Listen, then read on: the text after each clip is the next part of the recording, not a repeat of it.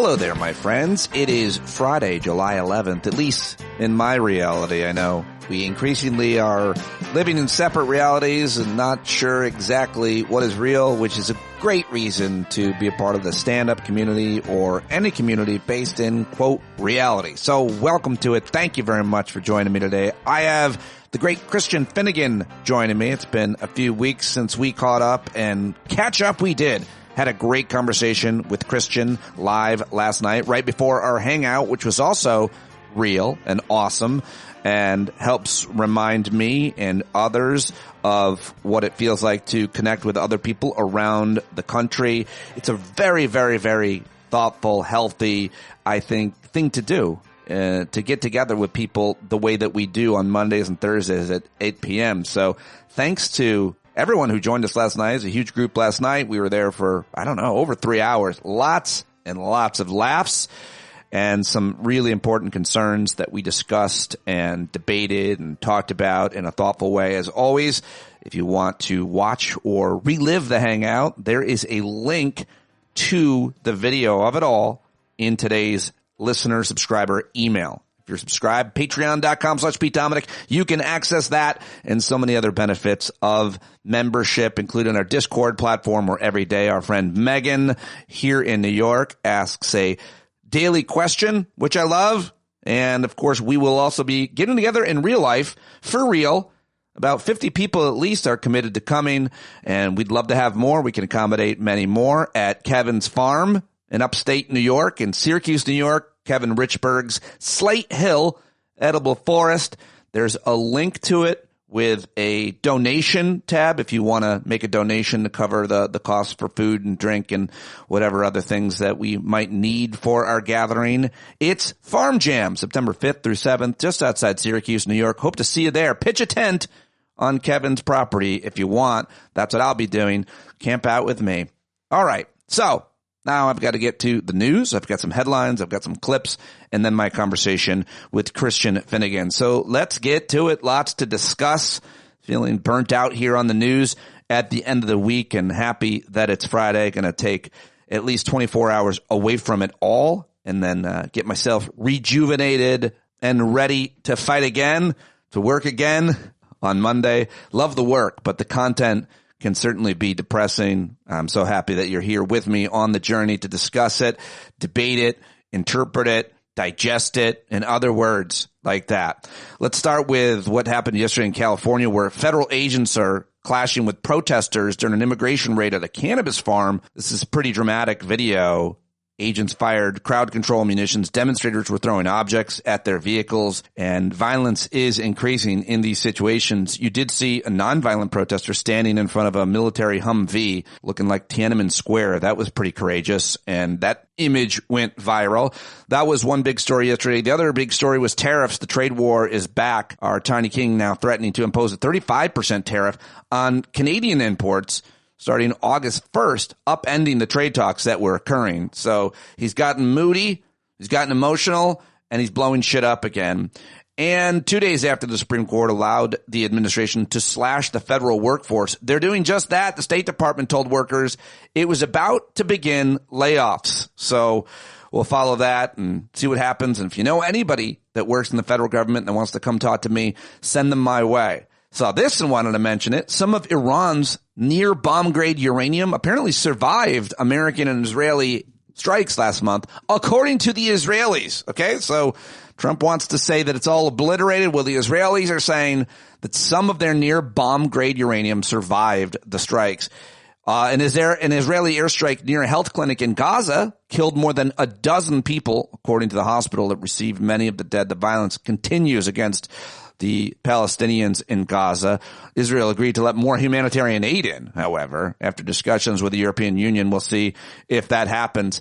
And now our Mad King is threatening to impose tariffs on Brazil for political rather than economic questions, which is having to do with Jair Bolsonaro, his friend there. The son of the former Brazilian president apparently has been lobbying Trump, pressing the U.S. to sanction the judge who has prosecuted Jair Bolsonaro. And now, by threatening harsh tariffs on Brazil, Trump has decided to go for something far bigger than sanctioning the judge. No, he's going to punish the entire country of like hundreds of millions of Brazilians. So there you go. That was a pretty big, unprecedented thing. Raises all kinds of new legal questions about our tiny tyrants' powers over trade. Apparently, the FBI is using polygraphs to test its employees' loyalty. I've got at least one source telling me that is accurate, and then I'm reading this story from the New York Times, so it is. Apparently, it's asked senior officials if they had anything negative to say about the Bureau's directors, Kash Patel. So I guess all of them lied? I mean, if you did that to anybody at any organization and put them in a lie detector test and said, do you have anything negative to say about the boss? I think everybody would be like, yeah, there's a few things. The Secret Service is saying that it's going to suspend 6 agents involved in securing the site of a rally where that kid tried to assassinate Trump last summer. So I don't know exactly what's going on there, but that's an interesting developing story. Do we know about that kid? I feel like we still haven't learned enough about that kid, right? Isn't that a big kind of conspiracy theory that continues to move ahead because we don't have enough information? The State Department is now laying off 15% of its workforce as a result of, I mentioned that headline earlier, that now that they can.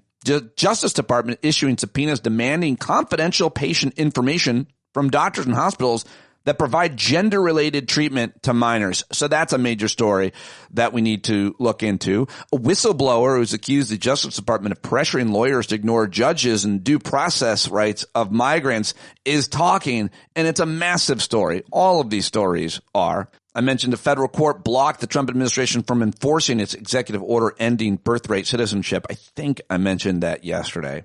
Story continues to unfold in Texas, where we're learning more about what officials knew and what has been going on there for years. Officials in Kerr County, Texas, where recent flood killed dozens, apparently tried for years to secure funding for a flood alarm, but they didn't get it from the state of Texas. So the governor there is saying, listen, we don't, losers look at their mistakes. I don't know why he said that still. I don't think that's true. Only losers look at their mistakes. Doesn't make any sense. But luckily, Trump and his wife, Melania, who's an undocumented person and should be deported, are going to be touring areas of central Texas devastated by flooding. I'm sure their flood of emotion and empathy for the victims of this disaster will make things better. So there'll be a lot of hugging and comforting and aid and follow up. And I'm sure there won't be any kind of ADD coming from the tiny mad king as he's just kind of distracted, being like, can we get out of here now? Have we seen enough? Sir, we've only been here for about 35 seconds. I know, but I've got a golfing round and I don't want to see any more dead kids. Oh, God. Let's see, what else can I tell you? Well, here's a couple good news stories. 27 workers escaped a collapsed tunnel in Los Angeles, emerging 5 miles away without any major injury. Thought that was interesting. Archaeologists have unearthed a 1,700-year-old tomb of a Mayan ruler in Belize. They found a rare mosaic death mask and elaborate jewelry buried with his body, which is pretty cool. Is that a good news story? I don't know. I thought I'd mention it nonetheless. Pretty interesting. Well, here's a terrible story. There have now been more measles cases in 2025 than in any other year since the contagious virus was declared eliminated in the United States in 2000, according to new data released by the CDC. So is it accurate that the CDC, the data that they're releasing, the fact that I have to question that is upsetting, of course. The Senate confirmed airline executive Brian Bedford to lead the FAA. One of his first tasks will be to carry out major air traffic control system overhaul promised by the Mad King and the Transportation Secretary and former Real World star Sean Duffy, who's now, by the way, leading NASA as well. Sean Duffy, Trump put out a post saying, I've appointed Sean Duffy to also lead NASA, because that guy really is very qualified. Everything is fine. And so there's that. I thought this was pretty upsetting and tragic headline. In California, a Roman Catholic Church bishop who leads more than 1.5 million Catholics in Southern California has formally now excused parishioners from their weekly obligation to attend Mass because he's worried that ICE is going to come and kidnap them from church. following immigration detentions on 2 parish properties in the diocese. So his worry is real. They're actually doing that. So now Bishop Alberto Rojas, the Catholic bishop there, he's excusing them from having to come to Mass. You know, you're supposed to go to Mass as a Catholic. So he's made an announcement. Listen, you guys, you don't have to come because I don't want you to get thrown out of the country. I don't want you to get detained. I want your life to be ruined. So I'm sure the MAGA Christians are worried about these Christians not being able to even worship. I'm sure they're upset about that, right? Because they're so Christian. All right, well, those are the headlines that I've gathered for you here today. What am I missing? Let me know. standupwithpete@gmail.com. You can always send me news throughout the day. Take a look at the links that you're sending. What's undercovered? What is an important story to talk about? Send it my way. standupwithpete@gmail.com. All right, let's get to some of the few of the clips that I've got for you today. First, I got a 4.5-minute clip. I'm going to start with a long one. This is Heather Cox Richardson, of course, the famed, widely respected historian now that has millions of readers at her independent media outlet on Substack. I'm a big fan. I'm a subscriber. I definitely refer to her stuff. I think her historical perspective is super valuable in all cases, but especially when talking about the fear-mongering around the idea of socialism in America. Now that Zohran Mamdani identifies as a democratic socialist, she splits the hair on all of that. I thought this was really interesting, and I learned a lot from it, and that's how I decide what to share with you guys. Did I learn something from it? Did I take something from it? Was I inspired, informed, or righteously outraged from this clip? That's kind of my editorial choices here. Anyway, here is Heather Cox Richardson for about 4.5 minutes. This is, I think, brain food and an important lesson. Zohran Mamdani is not a socialist, and he is not a communist. That matters simply because he is a democratic socialist, which is not the same thing as a socialist or a communist. And I'm going to lay this out here because a lot of Republican rhetoric for the last 40 years, and even before that, has centered around the idea that Democrats are communists, and that has really poisoned our political discourse. A communist and a socialist, they have differences within them, but they are people who want the state, the government, to take over the means of production so that you have a state-centered economy in which the state determines how the different businesses operate. That is not at all what Mamdani is trying to advocate, and that is a socialist, and he is not a communist. That matters.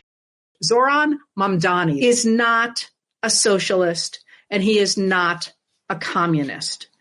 That matters simply because he is a democratic socialist, which is not the same thing as a socialist or a communist.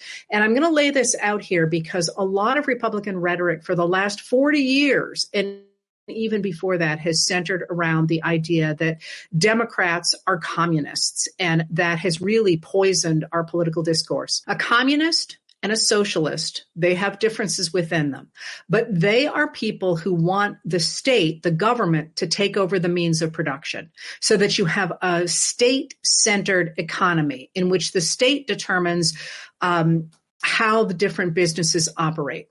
That is not at all what Mamdani is trying to advocate. And that is a world in which we haven't gone so far that a very few people dictate the terms of our economy. What he is doing is he is picking up the language and the frustration of people who are not served by the current system. And he is calling for a democracy that more fully serves the needs of the American people. And that's not the same thing as wanting to take over the means of production. Now, the reason I just made a big deal about this, because he is, after all, simply the Democratic candidate for New York mayor, the mayor of New York City, which he doesn't have a lot of effect on most of us because he's mayor of a city in which a lot of us don't live. The reason I mention that is because Donald Trump today, Donald Trump being the president of the United States, came out today and said that if Mamdani was elected, that he would consider taking over New York City and then he added on taking over Washington, D.C., because we would not have a communist in charge of any place in America. And what this does is it encapsulates where the parties are and where rhetoric is right now over our political system. That is, the Republicans have insisted since at least the 1980s, but it goes before that as well, that anybody who is advocating a government that regulates business and provides a basic social safety net, promotes infrastructure and protects civil rights, is socialism or communism. And that idea is just simply wrong. It comes in the United States from a much earlier period in 1871, when after the Civil War, unreconstructed white Southerners insisted that letting Black Americans, Black men at that point, vote meant that they would vote for things like roads and schools and hospitals. And those would be used, of course, by white Americans as well as Black Americans.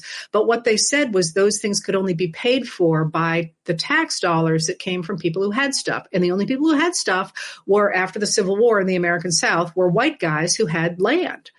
So they insisted that any kind of legislation that benefited ordinary people would require a redistribution of wealth, and that in itself was a form of socialism. Now, that's not what became international socialism at the end of the 19th century and into the 20th century, but those who objected to the idea of a government working for ordinary people insisted that anybody calling for that was a socialist, and then after the rise of international communism, a communist. And that has been this like swear word in America against people who want education and want medical things funded and want roads and want, scientific research and want things like that. And the fact that Trump is doubling down on this and saying that Mamdani is a communist, which is what he said today, is a reflection of this older rhetoric. And it also, the fact that he said that he would consider taking over New York City, even if Mamdani is elected, that is in a democratic process, and consider taking over Washington, D.C., shows where the MAGA Republican Party has gotten to, which is that even if a whole lot of Americans want something, if the Republicans disagree with it, it can't be allowed. All right, Heather Cox Richardson, what'd you think of that? I'm back. Sorry. Hope that was worth it to you.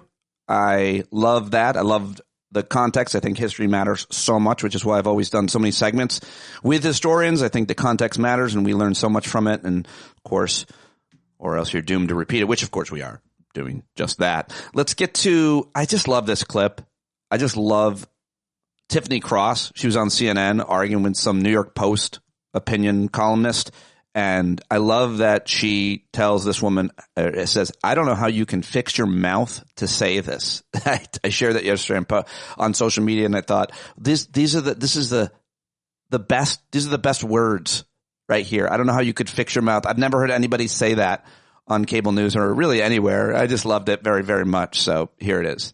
I think this is the challenge I have with even talking about this. We are normalizing a government agency disappearing people. We are normalizing, we're talking about it like it's no big deal that they are kidnapping people and transporting them to concentration camps, both domestic and foreign. I think that's kind of insulting to, I think it's Jewish insulting what they're doing. It is not insulting to Jewish Holocaust. I find it insulting that you could even fix your mouth to defend this disgusting behavior. Ovens at these? It's not a death camp. It doesn't matter. It's a concentration camp what they're doing, and they are disappearing people, claiming that these are people who have committed the most harsh crimes. But according to the reporting, less than 10% of these people have committed harsh crimes. So to do the victim Olympics and decide who had it worse, I can tell you, I can participate in that too. And everybody who says, "Oh, this is not the America I know," I can guarantee you it is the America I know. Can I finish my point, please? Yes. We are the fact that we're presenting this like it's political fodder, that a government agency is disappearing people. It is not a political point. It has nothing to do with Jewish people, because despite the fact that 20% of immigrants in this country are white, we do not see white people getting carted off to concentration camps. So if we can just focus on the people who are harmed the most by this, and not make yourself or somebody else the center of attention, when that's not who's getting impacted by this. I'm not Jewish, but I'm saying or anyone else the center of attention. Tensions are so heightened. Using that kind of language, I think, is not helpful. The tensions are heightened because this BS administration is kidnapping people. It has nothing to do with my language. It has to do with the actions that are being taken by this administration. And how many people have been disappeared that you've never heard from again, and we don't know anything about them or where they've gone? Thousands of people. And are you never serious? Heard about them? Where they're nothing really? Are you a reporter? Are you not a reporter? Yes, thousands of people. We managed to find people in El Salvadoran prisons who, were sent I'm sorry. I just want to be clear. Are you defending what's happening in this administration? I'm not defending. I'm saying let's be accurate about what's happening. I'm being very accurate, and it is very disgusting what this administration is doing. And 10, 5, 6 months, 20 years from now, I hope that you can look back at this very clip and realize that you were on the wrong side of history if you're trying to remotely defend what's happening. There are fathers, mothers, and young people who are being carted off to concentration camps, and less than 10% of these people have committed any sort of violent crime. They are coming up, people whose our kids are in school. They are never to see their families again. Let me let Jose get a word in, and then we got to get these guys in. I do think the administration should focus on hardened criminals and people. Can I just make, since you just said that, let me just make one note here. Today, this kind of raised my antenna. The Customs and Border Protection sent this message out on X. Attention green card holders. Under our nation's laws, our government has the authority to revoke your green card if our laws are broken and abused. Also noted here that if you present at a port of entry with previous criminal convictions, you may be subject to mandatory detention. All right, there you go. I thought that was real good from Abby Phillips' show on CNN last night. And Tiffany Cross, always great. Now let's get to something very triggering. This is going to upset everybody. This is Charlie Kirk. I play it because I want people to know exactly what they are saying, how they are saying it. I'm not going to hit you over the head with this because you probably know it, but this is pretty upsetting when Charlie Kirk blamed the Texas flood deaths on DEI.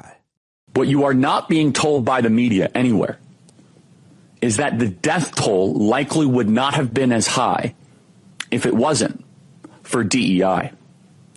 This Texas tragedy is just the latest example. All right. So that's very upsetting. And we move on to something else that's also upsetting, but not as upsetting. Well, maybe it is. I don't know. This is pretty good. This is Anderson Cooper talking to Scott Galloway on CNN about the potential biggest grift or corruption ever. And it has to do with Trump and crypto. And, well, it's explained pretty well right here. I'm fascinated, Scott, that according to CNBC, while 58 crypto wallets have made over $10 million each on President Trump's meme coin, that's the fight coin, over 750,000 wallets have lost money on it. That's incredible to me.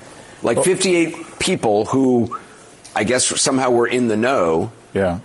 Made money, or many of them may have been in the know, and the vast majority of people who are buying small amounts, supporters of the president, I'm guessing, lost money. But that's the definition of a kleptocracy, is that a small number of people with proximity to power make an exceptional amount of money, but the larger public loses a lot of money. It extends beyond that. On April, I believe it was the 9th, at 1 p.m., there was abnormal trading volume and calls, people betting the stock market was going to go up. And then at 1:18, Trump announced he was pausing tariffs, and the market screamed to one of its largest gains in history. So somebody knew at 1 p.m. what he was about to do. This is arguably the biggest grift in modern history. Think about it. The Trump family has gained $1 billion in wealth per month over the last 3 months. And the world is getting, or the U.S. is getting more expensive for everybody else. Yeah, there you go. All right. Well, I thought that was pretty good, so I wanted to share that as well. And now I want to share my conversation with Christian Finnegan. That's it for the clip show. Sorry, I don't have more today. It is Friday. Hopefully you appreciated it, and thank you very much for your support. A lot of people put ads in their podcast at this point. It's called a mid-roll. I don't. I just plug the Patreon, patreon.com/Pete Dominick. If you're getting a lot out of the show, which I post daily, then please sign up for a paid subscription or edit your pledge on Patreon to pay more. You can always pay as much as you want. Many of you do and have and are very generous, and I am so grateful for it. Okay, now let's get to Christian Finnegan. Go subscribe to his Substack, New Music for Olds.substack.com. You can see him August 9th in Beacon, New York at the Howland Center. And you should follow him on Blue Sky. And we always love when he stops by. And we did this yesterday live on YouTube. You can watch it there or at my Facebook page or on Twitter, even where I'm still going live, basically. That's it. And here he is right now. Always great with the great Christian Finnegan. Love this.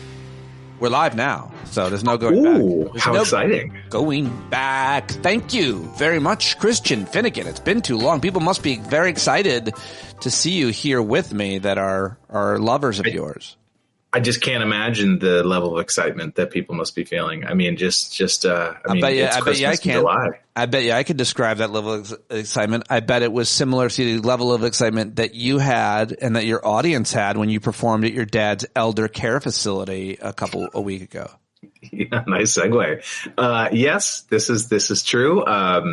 As people out there may know, I'm kind of a big deal stand-up comedian, and I get a lot of prestigious gigs around this country, and none more prestigious than the Atria Marlin Place Assisted Living Facility in Andover, Massachusetts. Who books that? Asking for a friend. My dad, interestingly.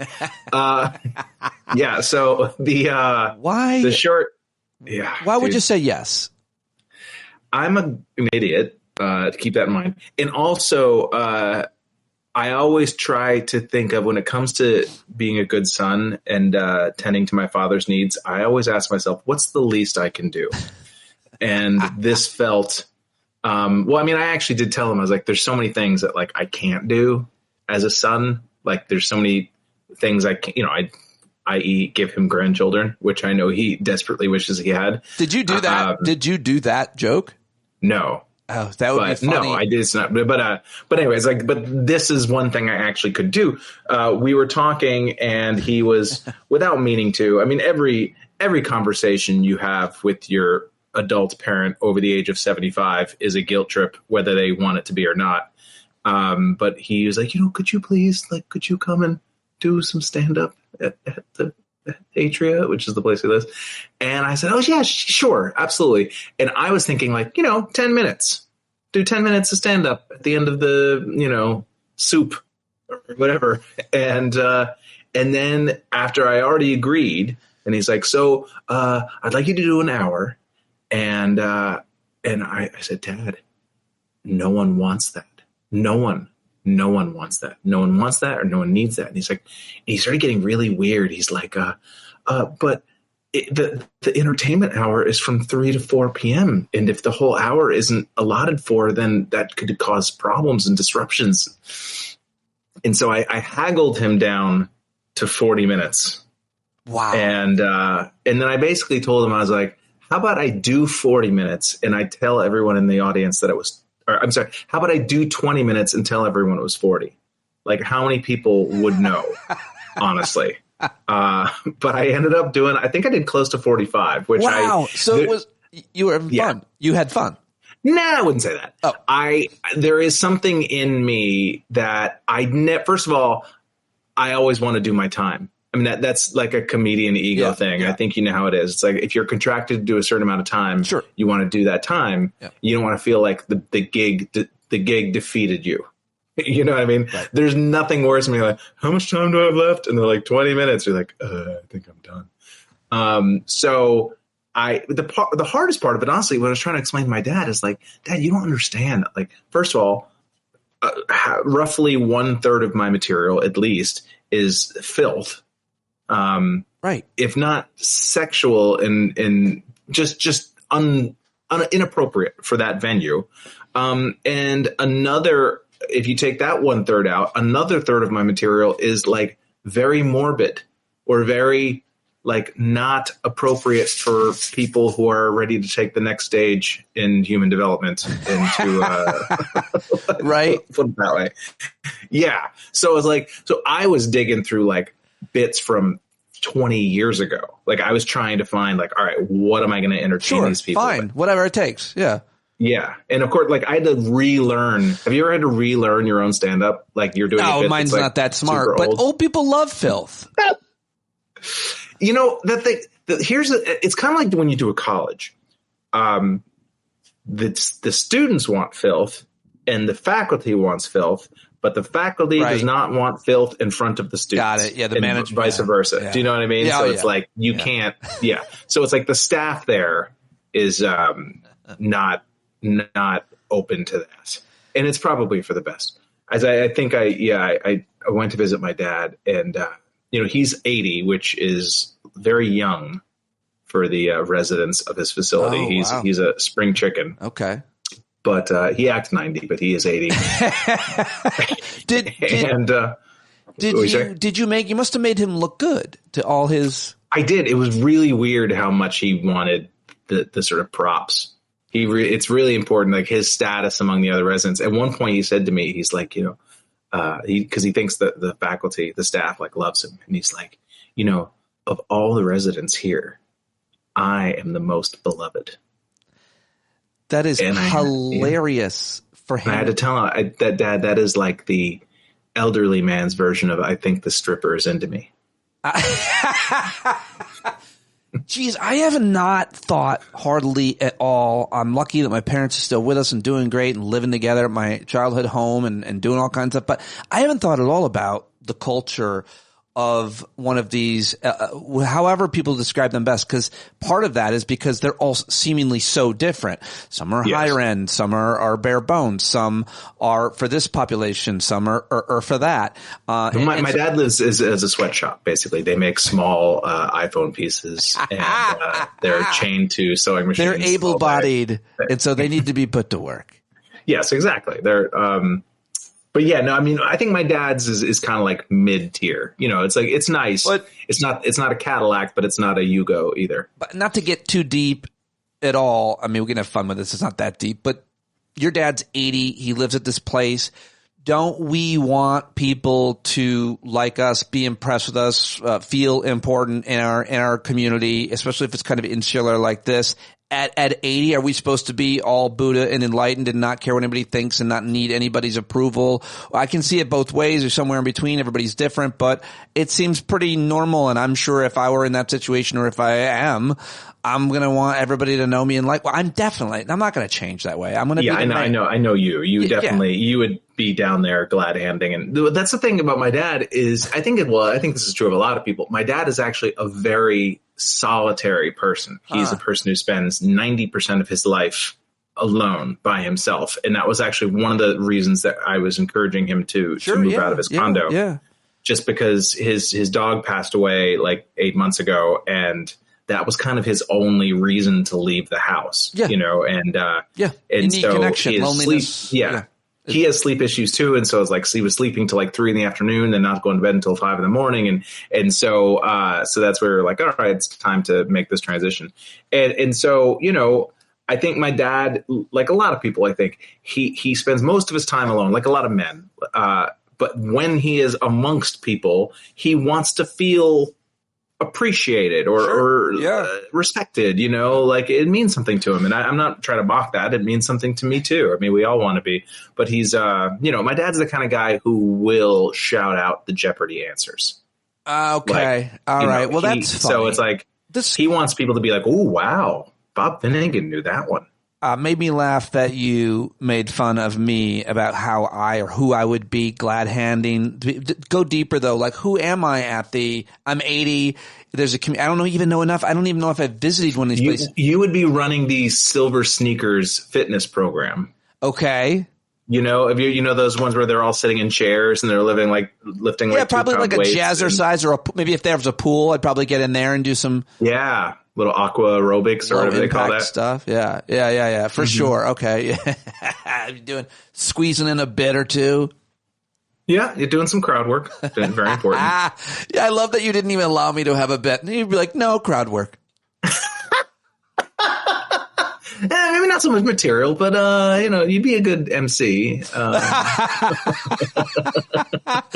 It's great. I know I've told you this joke before.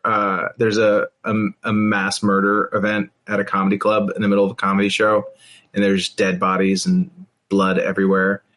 And afterwards, they're interviewing all the witnesses, and they're sitting down with one of the comedians, and the investigator says, "So let me get this straight. You were the host of the show tonight?"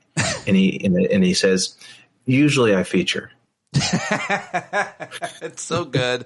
It's a great joke. I love it. And it is very. Yeah. I mean, for people who don't know comedians, that's basically, it's like, you're always, whenever anyone says that you're at like level B, always you want to try to exaggerate. convince them that you're actually on level C. Like I'm actually a higher level than you think. You don't have to be a comic to understand exaggerating where you are in life. Just a little bit, not a lot. You know, by the way, you mentioned having sleep issues. You and I were talking about that before we went live here. I see my friend Tina Winsett is joining us live, watching live.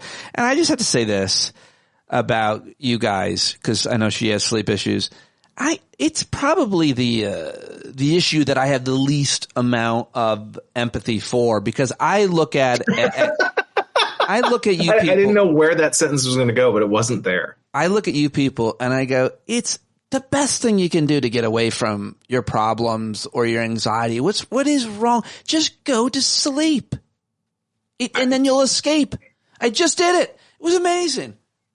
I know. I mean, and like I said, I fall asleep all fucking day. I fell asleep in the shower once. Oh, wow. Which is impressive. And I was constantly in like elementary school and junior high, falling asleep in classes. I had a teacher once who I fell asleep in the middle of algebra class, and this is pretty sweet actually.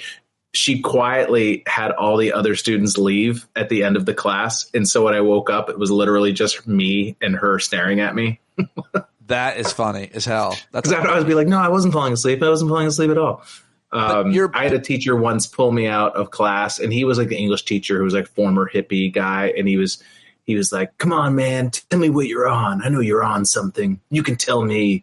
Because he assumed I was a drug addict because I was just nodding off in class. I mean, I did look like a junkie because I was just like my nose just like constantly dipping down that. But yeah. It sucks. And for people who don't understand that, count your lucky stars. Yeah. No, it's very insensitive of what I said to be not sensitive to sleep issues. A lot of people have them. Most people. I feel like most people. Or maybe you're like vegans. You tend to talk about them more. It's possible. That is entirely possible. No, I do worry. Like I worry driving at times. Like I will almost punch myself in the face sometimes when I'm driving to make sure that I don't get drowsy. Like I will yank on I'll grab my hair at the back of my neck by the root and start yanking on it as like a way to sort of like wake myself up. Oh, wow. Yeah. Tell me when I start sounding weird, Pete. Okay. Let me go to my list of items that I want to ask you about, because we haven't talked in way too long. And I wanted to ask you, I've had this rant that I've been unleashing whenever possible, wherever possible, and including to nobody. It's just this idea. I don't have to do it here. I want to hear your version of it. What do you think about the idea that you should only be able to have access to health insurance if you go to work?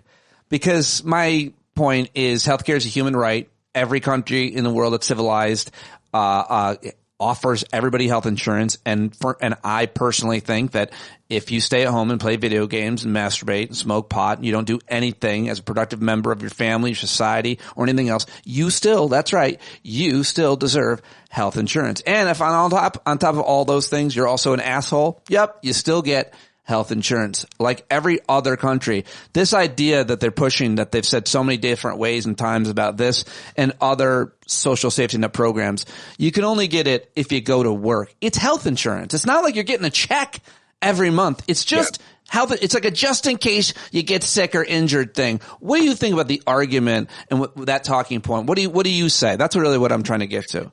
Well, I think it's a way of, I think there's something that a lot of people in America do, which is to alleviate our own sense of guilt.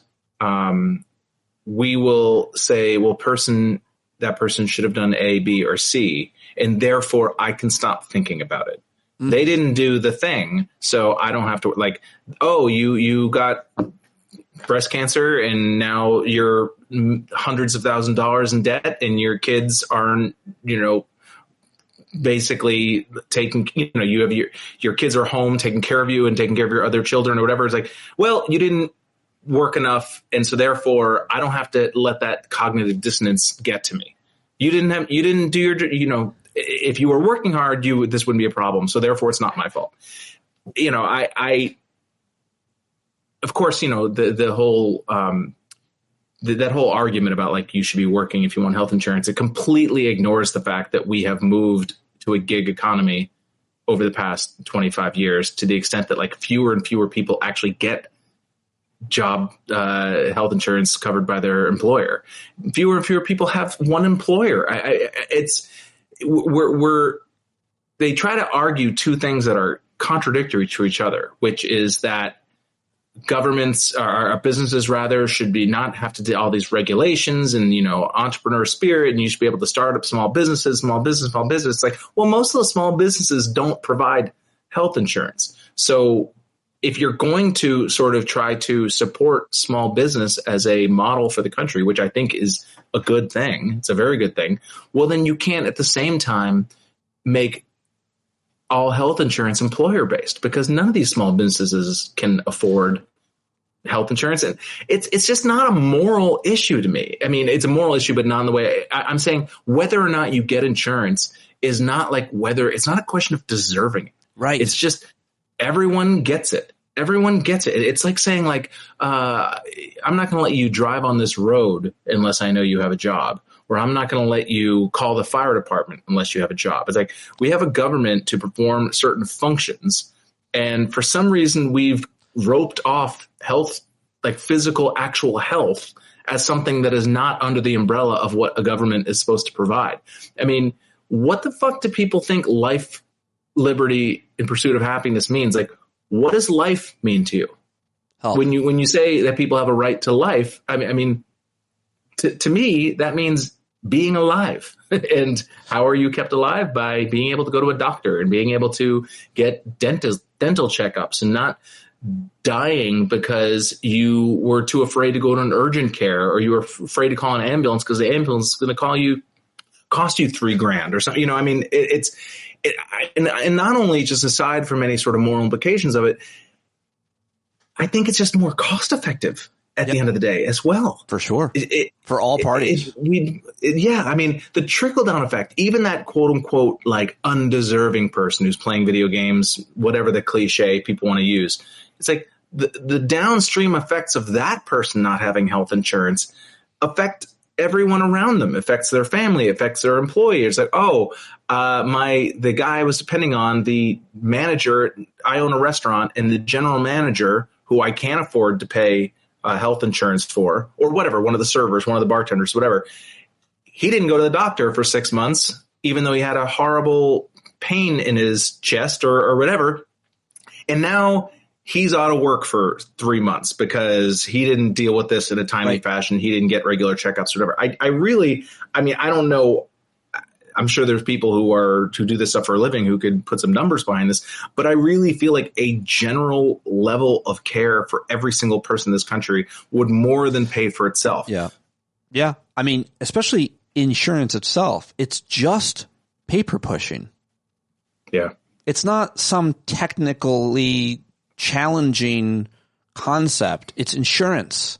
It's really a pretty fundamentally easy thing for people to understand how to qualify, get covered with, and then hopefully be taken care of, at least in some way, when something happens. I love all of the things that you said about it. It's just so outrageous to see it explained so inaccurately, so dishonestly about how it works. And by the way, what their solutions would mean, and just misrepresenting who's on or qualifies for insurance. You know, like every policy that we talk about, they lie about, or they misrepresent, or they exaggerate, but you know, they want people to prove that they're working. To your point about the gig economy, like, what a nightmare. That only creates way more bureaucracy for those who distribute or administer government insurance, because now they got to go through your paperwork, and now I got to go and register. Yeah, I worked 8 weeks or 10 hours this week, or it's preposterous. And then somebody has to file that and make sure that you're updated in the spreadsheet. You know, it's all a complete waste of money. And also it's a way to keep certain people, and this is going to sound a little tinfoily, but it's a way to keep a certain class of people in a certain low level job, or, we talk so much about in this country about entrepreneurial spirit and starting your own startup and, founders, and all that crap. But at the end of the day, they really, and I say they, capital in this country, the financial interests in this country, they want 60 to 75% of us kind of stuck in our shitty jobs.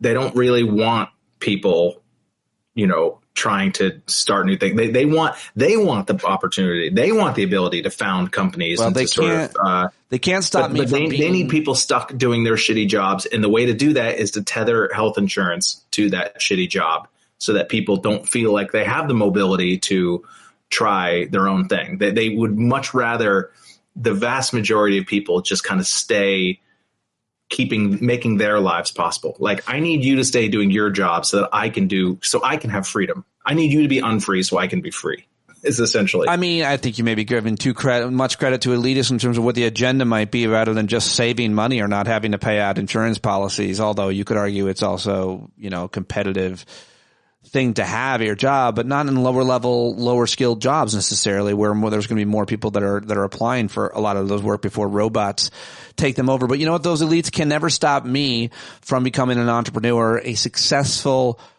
influencer on Instagram with millions of followers. I think you can stop yourself from doing that. As a newly separated, living in an apartment, finding out who he is influencer. That's going to be my niche. That's going to be my brand. What do you think? Who am I, influencer? It's like for men and other people and women who are, newly separated and they're in transition. That's going to be my whole Instagram brand. And I won't need any insurance. I'm going to make so much money. This is really more of a joke about, I can't believe how many people there are with millions and millions of followers on any number of platforms. I just have to assume they're all making pretty good money if they have that much of a following. I guess, but then I always wonder, what does this crap even mean anymore? I'm at a crucial point where I need to decide, am I going to really try to make my career happen again or not? I want to be a part of that. I want to be a part of that brainstorming. Because I think I appreciate it, but I'm saying in terms of like social media, Cambria has been very enthusiastic about me, at the very least, like uploading old stand-up clips onto TikTok and stuff like that. Like, there's no and she's right. There's no reason, because Comedy Central will upload an old clip of mine on Comedy Central, and they're getting all those views and potentially revenue. Yeah, why wouldn't you do that? Just because it's a painstakingly annoying process, and it's hard. It's a painful, annoying process. I feel embarrassed by it. My own Gen X bullshit, my own issues about seeming too thirsty and desperate for attention. Whatever. All of my that's all real shit. I can totally relate to all of that. Yeah. But also, there's a part of it that I just find not even just non-artistic. I find it anti-artistic. Why? That I am now, instead of competing with other comedians and other artists, many of whom you may not like or respect, but at least you understand that what they're doing could be held under the umbrella of performing or artistic endeavor. I'm now competing with people who there's a woman who pops up in my wife's feed all the time who just chews like ASMR videos of like a woman eating her food like right in front of her microphone. So it's just 45 minutes of. I have a woman. Let's just do this for a second. But I think I don't think it's. But I'm in competition with that now. That's yes, you are. It's not even artists. It's like a million people dangling keys, going, "Hey, hey, hey!" And so technically, you are in competition with that, and I totally understand the point. I've made similar points over and over about how you work on something for a long time, a bit, a song, or whatever, and then you put it on stage and you tape it, and you share it, and it's 600 views. Meanwhile, person chewing gum, 1 billion views, and it's a bit discouraging. But at the same time, I just want to make one or two more observations of people who do this. I know a woman who plays clips of the news, like of right wing, people saying, doing crazy shit. She plays the clip while she sits there and points at it and makes faces. Thousands of views. Depressing.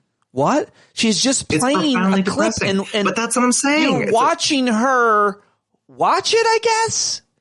Yeah. Today she did it. I watched one, and she ate a potato chip. And I watched her eat the chip. I'm like, oh, she's going to put the chip in her mouth while I was watching, Charlie Kirk or something. Like, what? Thousands of views. I'm like, I know, and I act like I'm somehow above it. I am 100% a participant in this culture. I'm not even sure about if I'm like, this is the world we're living in, that certain people doing certain things gets crazy, and we're not even getting started on just attractive people, Like attractive people doing nonsense is also But I don't even. I mean, I think I've told you I am a huge fan of the YouTube genre of reaction videos, which is kind of what you're talking about. But generally, what I watch are music related, where it's like Gen Z kid hears Rush for the first time. Where it's some person hearing music that is either not from their generation or not from their culture. That's not what I'm. That's actually that's interesting. Watching someone enjoy something for the first time that you've been. Yeah, it is. That's bad. That's more. I like that. That's a fun. Yeah, thing. It's better than just sort of snarky like check out this album. Well, I like watching people get scared, and I like it more than anything in the world. And it's also, by the way, to me, the very funniest thing in the world is not the funniest joke or anything else that's funny, or someone slipping and falling, which is hilarious. Those those are very, very funny. The funniest thing to me is someone being scared by somebody else. And when they do that thing where they shake, like, to me, that's the greatest, funniest thing in You're the right. world, especially if it's a great. big, tough guy. And it's hard for me to admit that that's fun because as someone who is brutally startleable, I am extremely frightenable. Yeah. So yeah. All right. So good. Let's get into something else I wanted to ask you about, which is on my list here. Jeffrey Epstein. Are you familiar with his work? Yeah, I feel like I wanted to quote that famous Jim Downey bit. You ever seen when he was on Conan where he's like, yeah, that's what I was doing. I just saw that. Jeff Epstein, the financier. Yeah. Yeah. It's so great. So I am familiar with Mr. How Epstein. much time are you? How much time are you giving it? How much are you thinking about it? I'm pretty fascinated just by the simple fact that MAGA has seemingly no problem. They can't not know, but maybe no problem with that Trump and Epstein were best friends and hung out for years and years and years.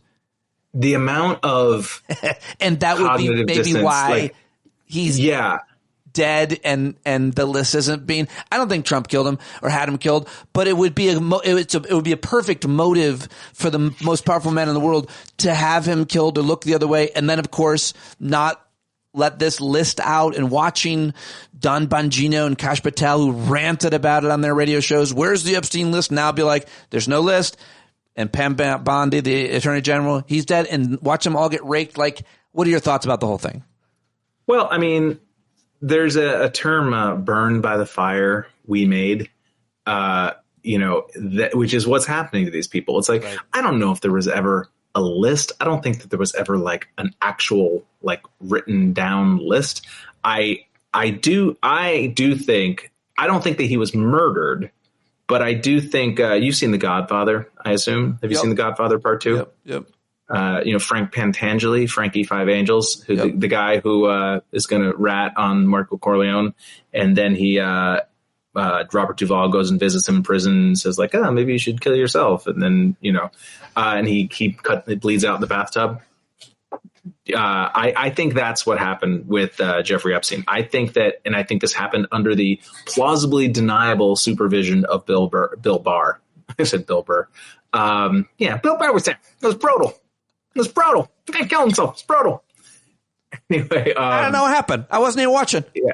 It's brutal. I think that basically either he was allowed to be left alone so that he could kill himself, or they basically gave him like a cyanide pill or like something peaceful, something that was like non-violent, and said like, this is your way out. Like, and then they set it up to look like a suicide. I do think that, or at least that, or like I said, they just kind of like conveniently let the guard go on break and, hey, whatever you want to do in the next hour, if you want to commit suicide, now would be the time.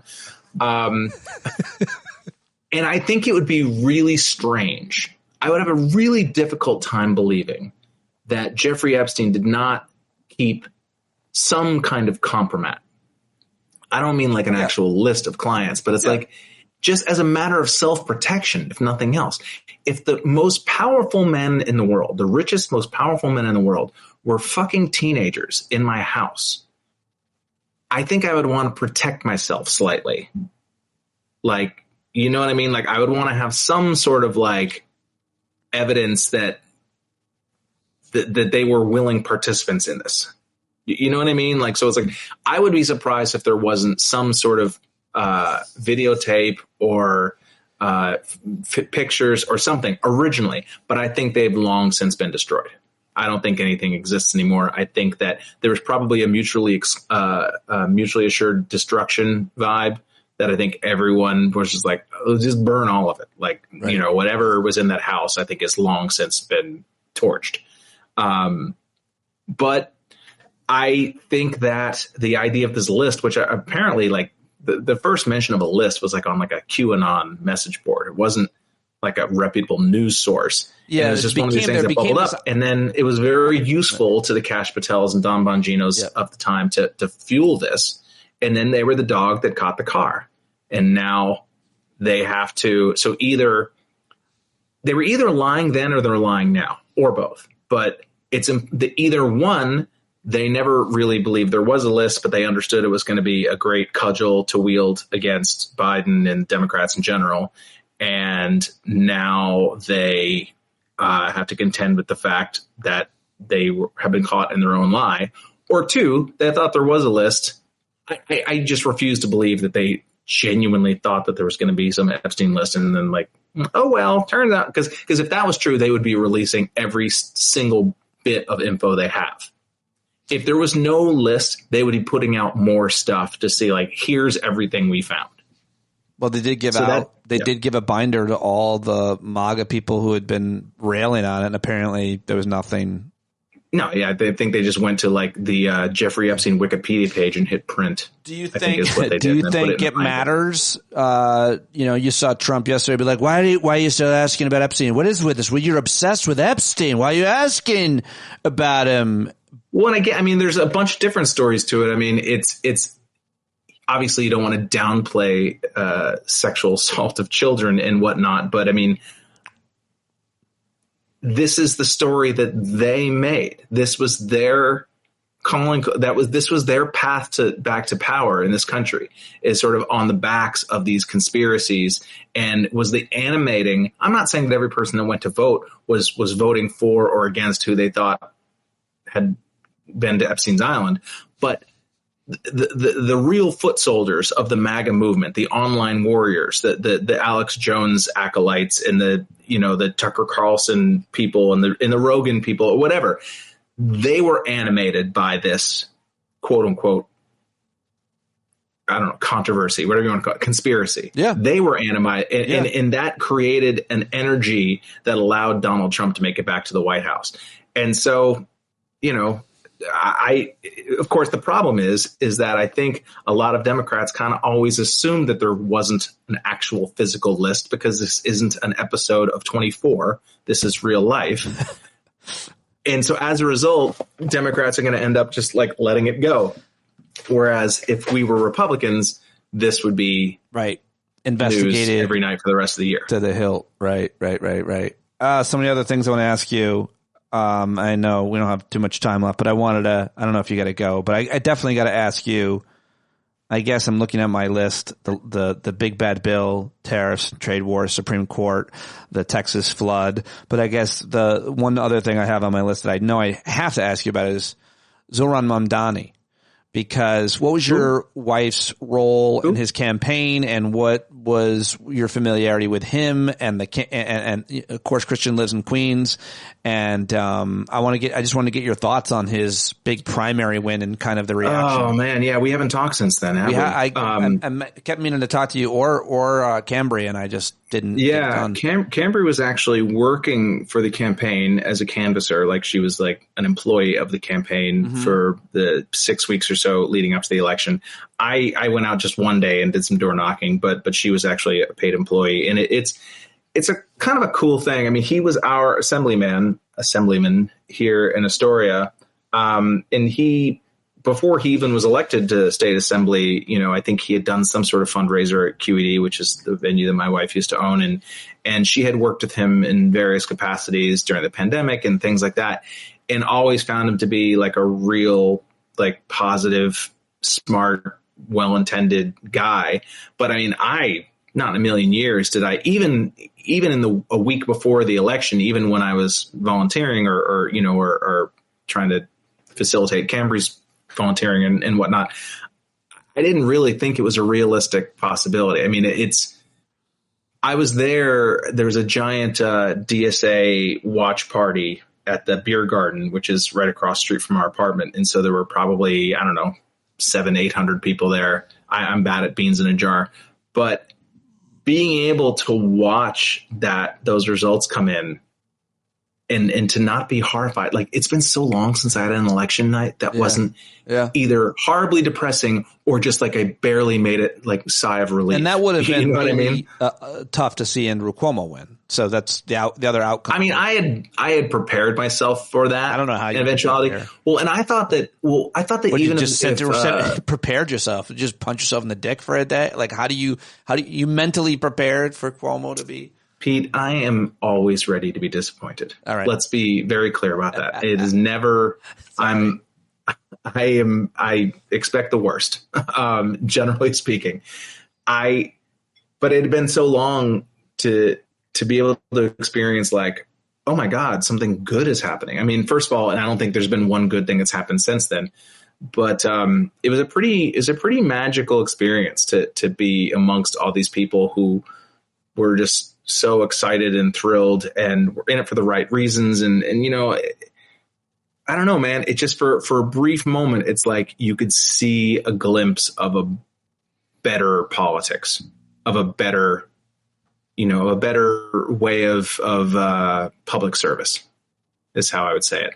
And I mean, I'm just amazed at the guy. Honestly, I'm amazed at his ability to stay on message because all the things that I've never called myself DSA, Democratic Socialists. Like, I've never considered myself a member of the DSA because I never really have taken them seriously. I think it's because being in comedy, and especially in, like, the Lower East Side, quote unquote, alternative comedy scene, I knew a lot of people who identified themselves as socialists, and none of them you would let pet sit for you. I used to say that you shouldn't be allowed to call yourself a socialist until you've had a socialist as a roommate for a year. And so I had never really taken them seriously. Also, because I felt like, oh, you guys just want to fight. Like, you guys just want to argue. You want to lose and then be able to make fun of the people who win. They need to rebrand that democratic socialism. Heather Cox Richardson had a great 4-minute thing I'll include. I think I can include in today's show, just kind of going back to the history of demagoguing the idea of socialism. But what he believes and what most that identify as that believe in theory is not a classic sense of socialism where the state, takes everything over and it's far different. And I mean, how do you define his list of priorities with a political brand? I don't know, but it's a pretty attractive idea for most people, what he would like to do and what other members of the DSA, if you called it something else, want to do. It would be very popular if you just I mean, I think if they just called it New Deal Democrat, he's a New Deal, he's an FDR Democrat. Right. I think is the easiest way. That's the way I know my wife and I, when I've had conversations with, like, my dad and, my relatives that are older or whatnot, I just say he's an FDR. That makes sense. Like, that's all it is. That's just, but most people probably don't even know what that means, and you got to update it. No, but but it's just, but more than that, it's like all the things that I kind of would make fun of fringe parties as being kind of like, oh, you guys just want to smoke pot and feel like rebels, but you don't actually want to win or exercise the actual political acumen to take power. Mamdani does all that. He's it's not just that his intellectual and political ducks are in a row. He's disciplined. He's polished. He seems to be indefatigable Like, he's just, I've never seen him like flag in an interview. Like there's he's just able to maintain a level of concentration that I think is helpful. I think it's easier to be like that when you're not constantly having to calibrate your responses. That he has actual values. Yeah, and he knows what they are. Yeah, and he's very good. He doesn't have to sell himself like, wait, what did my advisor tell me? How was I supposed to answer this one? Or what's the most politically evasive way I can get around this? Like, I really, and I'm not even talking about just him being a democratic socialist or whatever. It's so refreshing to just see a politician who knows what he believes and is willing to say it. And it doesn't seem like he's auditioning. It's not like it doesn't seem like he's meeting his girlfriend's family for the first time every time he makes a political speech. Right. You know what I mean? Like he seems like a guy who actually is ready to do the job. Last thing I want to ask you is the biggest or most serious thing seemingly happening imminently and daily is these mass deportations, the raids. You're seeing them everywhere online. You may have witnessed one in real life. If you haven't yet, you probably will, given the fact that this legislation is going to be funding ICE billions more, giving them as many resources, as many concentration camps, and anything that they'll need to harass and take anybody, including probably plenty of people who are just, minding their own business, American citizens who have done nothing wrong, the oopsies, if you will. How are you thinking about it, dealing with it emotionally? Do you think there's any change in sight with it? Does it, what are your thoughts? Well, I mean, I think the last time we spoke, I remember I said something that has been on my mind since then, which is that things getting better and things getting worse look identical in the short term. That it's like there is a path to things getting much worse, and there's also a path to things getting better. But both of those paths look like this right now of like more raids and more ICE people on the street, because I do feel like there is people have to wake the fuck up and see what's really going on. And I think there's too many people in this country who think this is all performative and cosmetic, and they don't actually think it's going to affect their lives or the people that they work with or the neighbors that they have. And so I certainly would love it if every ICE agent quit tomorrow and the whole agency folded up. But I do think that the more hard they go at this, the more people are going to start waking up and seeing that this is not sustainable. It's just not sustainable as a country to have military roaming the streets, gathering up farm workers. It's just setting aside the moral aspects of it. It's just not the way a country can function. Right. It just doesn't work. And I don't know. I mean, I really think that I hope the Democrats keep pushing with this notion of making the agents not be able to wear masks. Yeah, there's a proposed ID and badges. Legislation. Like, first of all, not only because that's morally correct, but also I think this, I think that a lot of the ICE agents will quit if they're forced to not wear masks. I think a lot of them. I don't know why you think that. They probably love. I disagree. And it's not just the doxing. I do think that there's a lot of people, maybe 20%. There's 20% of these people who will quit the minute that they have to show their faces during these raids, because their families will make them, their children, their wives, they won't embarrass their families. And also it's like, I don't believe that all of these, yes, I know there's a ton of neo-Nazis and fascists and stormtroopers who are loving life, riding around in their Dodge minivans with an AK-47 strapped to their chest. Like, yes, I'm sure that's true. But I do think that there are a lot of people who this is not really the way they envision spending their adult lives, is rounding up grandmothers. You think a lot of people that are doing this work are finding it they're not feeling good about it. Yeah, I do think that they're I wouldn't say that they're feeling guilt about it, but that it wouldn't surprise me if a lot of them are having a hard time sleeping at night. I hope you're right about that. You're wrong. I hope so too. I could very well be wrong. You're wrong when you say they're carrying an AK-47. That's not a government issue. So sorry. Assault rifle. That would be something the Viet Cong used. It's a Russian-made rifle. The Kalashnikov, or Americans would be more likely to use an AR-15 in that kind of situation. So. Thank you, Pete. You know, you would, if you wore different clothes, you could pull off being one of those guys super easy. But I always seemingly a little gay. I've never thought of you as seeming at all. I think of you as being very straight coded. I do. I mean, maybe I'm basically strawberry shortcake, so I'm not like the person. I think I'm pretty straight coded for the most part, which is why I can get away with a lot of the gay jokes. But also, there's a few things. Well, it's because you have such poor taste. And usually, right.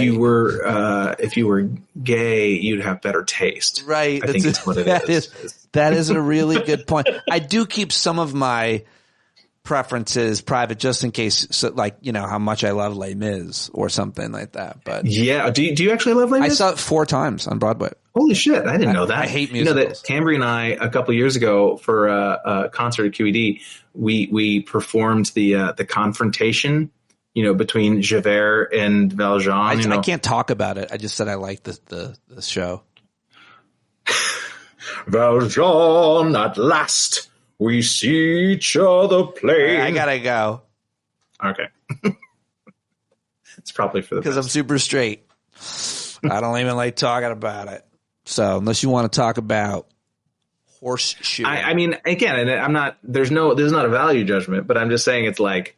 You know, you have a giant Batman and Superman torso behind you that's on the shelf. Yeah, I get. Okay. I mean, I'm not saying. I mean, they are very beefy, muscly men. So, I mean, I'm sure that there is. I don't mean to project gender roles. I love a beefy. Everybody that knows me knows I love Alan Ritchson, the new Reacher. That is true. Oh my God, you are a big Reacher guy. Yeah. Reach-arounder. You're a Reach-arounder. That's what Reacher fans should be called, Reach-arounders. I am. I will. Mm-hmm. Whatever it takes. Assumptions will kill you. Details matter. Christian Finnegan, those are Reacher quotes. Thank you so much. I know you were staring at me like I was Al-Qaeda. No, I thought it was Sun Tzu. Thanks, everyone. I thought it was Simone de Beauvoir. I had no idea it was Reacher. Go see Christian August 9th in Beacon. Oh, yeah. Just saw you posting that. The Howlin' Beacon, if you're anywhere in New York State. Yeah, if you're anywhere and up there in Hudson Valley, come see me at the Howlin' Cultural Center, Saturday, August 9th. Of course, check that out. Subscribe to New Music for Old. Yes, which has been on a little bit of a tiny mini hiatus because I had to go do stand-up at my dad's assisted living facility. Well, it'll be back ASAP, I hope. Indeed it will. Thank you very much. Bye, everybody. Bye. There you go, Christian Finnegan. That's it. That's it for me. Thank you very much for joining us today. I may or may not go live later today on Friday. Doubtful that I will. But if I do, you'll know if you're subscribed to my YouTube page, youtube.com/standupwithp. I hope you have a great weekend. Thanks so much for joining me last night at the Hangout, and I will talk to you next time, tomorrow, some other time. Bye-bye.